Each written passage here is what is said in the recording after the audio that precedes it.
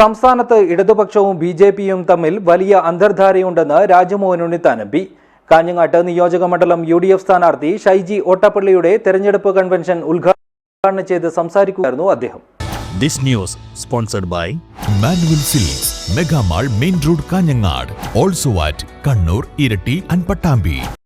കേവലം ആഴ്ചകൾ കൊണ്ട് കേരളത്തിലെ ഇടതുപക്ഷ സർക്കാരിനെ താഴെയിറക്കി UDF അധികാരത്തിലെത്തുമെന്ന് കാസർഗോഡ് MP രാജ്മോഹൻ ഉണ്ണിത്താൻ അഭിപ്രായപ്പെട്ടു. കാഞ്ഞങ്ങാട് നിയോജക മണ്ഡലം UDF സ്ഥാനാർത്ഥി ഷൈജി ഓട്ടപ്പള്ളിയുടെ തെരഞ്ഞെടുപ്പ് കൺവെൻഷൻ ഉദ്ഘാടനം ചെയ്ത് സംസാരിക്കുകയായിരുന്നു അദ്ദേഹം. സംസ്ഥാനത്ത് ഇടതുപക്ഷവും BJPയും തമ്മിൽ വലിയ അന്തർധാരയുണ്ട്. കേവലം ചെറിയ പഞ്ചായത്തുകളിൽ മാത്രം സ്വാധീനമുള്ള പാർട്ടിക്ക് പ്രധാനപ്പെട്ട 19 സീറ്റ് നൽകിയത് ഇതിന്റെ തെളിവാണെന്ന് അദ്ദേഹം കുറ്റപ്പെടുത്തി. ഇടതുപക്ഷ സർക്കാർ വലിയ വികസനമുണ്ടാക്കിയെന്ന് പറയുന്നത് പലതും UDF ഭരിക്കുമ്പോൾ നിർമ്മാണ പ്രവർത്തനങ്ങൾ ആരംഭിച്ചവയാണ്. മെട്രോയും വിഴിഞ്ഞം തുറമുഖവുമെല്ലാം ഇതിന് ഉദാഹരണമാണെന്ന് അദ്ദേഹം പറഞ്ഞു.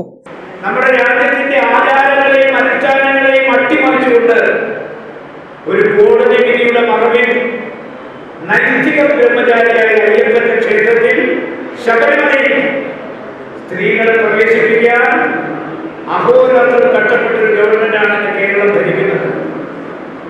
ആ ഗവൺമെന്റിനായി ജനവികാരം ഉയർന്നു വന്നു. ഇപ്പോ ഇടതുപക്ഷ ജനാധിപത്യ മുന്നണിക്ക് വികാരം മനസ്സിലായി. അതുകൊണ്ട് അവരുടെ അയ്യപ്പ സംഗമം നടത്താൻ തീരുമാനിച്ചു. കോടതിയുടെ അനുമതികൾ കണ്ടുപിടിച്ചു. നമുക്കറിയാം, ശബരിമലയിലെ ദ്വാരപാലകശില്പം 40 കിലോ സ്വർണം UB ഗ്രൂപ്പ് കൊടുത്തതാണ്. അത് ചെമ്പാറിനെ രേഖപ്പെടുത്തി ദ്വാരപാലകശില്പം അഴിച്ചുകൊണ്ടുപോയി ആ സ്വർണം മാറ്റി ചെമ്പുപാളികളുടെ കൊടുത്തു. ചടങ്ങിൽ കാഞ്ഞങ്ങാട് നിയോജക മണ്ഡലം കൺവീനർ ബഷീർ വെള്ളിക്കോത്ത് അധ്യക്ഷനായി. UDF നേതാക്കളായ Raju Kattakkayam, Joseph Mullamutta, advocate NA Khalid, P Kammaran, KM Chacko, Jagadish Prasad, Meenakshi Balakrishnan, PV Suresh, PG Dev, CK Rahmathulla, Harish P Nair, George Painappilly തുടങ്ങിയവർ സംബന്ധിച്ചു. News bureau, Kanhangad.